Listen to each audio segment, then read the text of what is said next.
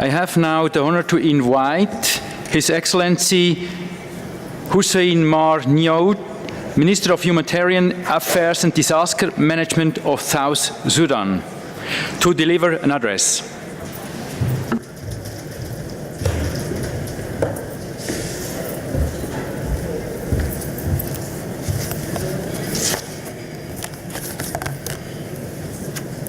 Thank you, Mr. Chairman, Excellencies, ladies and gentlemen. On behalf of the government of the Republic of South Sudan, allow me to seize this opportunity to express my profound congratulations to the government of Switzerland for hosting this vital event and the excellent arrangement put in place.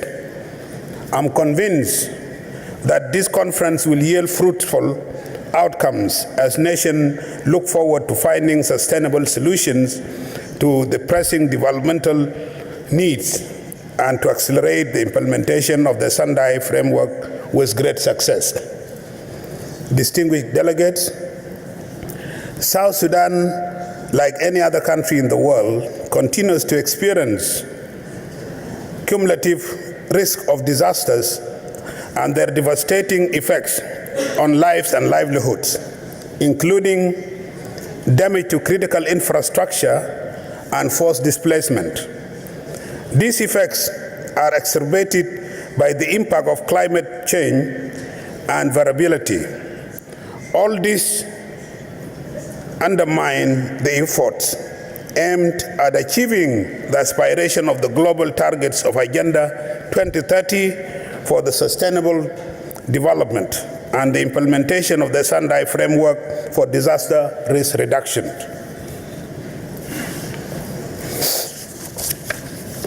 However, despite the above-cited challenges, during the last 2 years, the government of South Sudan had made significant progress in the implementation of the Sendai framework for the disaster risk reduction 2015-2030 through the following actions.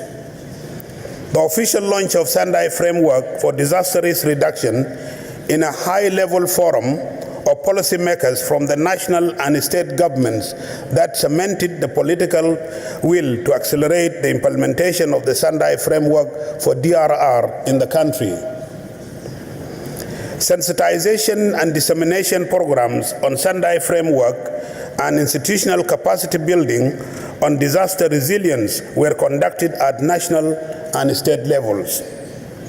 In September 2018, the country launched its first National Resilience Conference that aimed at addressing challenges related to undermining the achievements and aspiration of sustainable development. South Sudan had joined the world in the commemoration of the International Day for Disaster Reduction 2015 and 2017 as part of the awareness raising program that has to push for the DDR agenda. In an effort to establish national DRR framework, South Sudan has developed a national disaster risk management policy that has focused on legal and institutional framework in support of disaster risk reduction efforts. The disaster risk management policy is aligned with national DRR frameworks, the Sendai framework, the Paris Agreement on Climate Change, and the Africa Program of Action for DRR. This policy has been presented to the Cabinet for adoption this year. The country has also taken measures to develop a national disaster risk reduction strategy with support from the Norwegian government through NORCAP. Now, a senior disaster resilient expert has been deployed to South Sudan to facilitate the development of South Sudan national DRR strategy and implementation metrics to ensure the DRR program of action in fulfillment and achieving the target E of the Sendai framework by 2020. A roadmap has been developed by the National DRM Working Group to promote and support the integration of climate change. DRR and sustainable development strategies, policies, programs, and plans of actions at all levels of the government to ensure disaster risk informed is inclusive to achieve resilient for sustainable development. South Sudan has taken concrete steps toward enhancing institutional capacity through the implementation of the early warning capacity augmentation projects supported by the UN World Food Programme. National and state early warning technical networking groups were set up as advisory to inform risk decisions, help support communities' initiatives for preparedness and respond through risk monitoring, dissemination and publication of national multi-hazard early warning bulletins. Efforts were also done in mainstreaming DRR in educational and agricultural sectors. Distinguished delegates, in spite of the progress made, the political instability in the country, lack of budget allocated to DRR activities, and institutional and technical capacities gaps are the most critical key challenges that hinder the implementation of DRR programs in South Sudan. Among other challenges to mention include weak institutional coordination mechanism, poor infrastructure, and access to data and analytical capacities.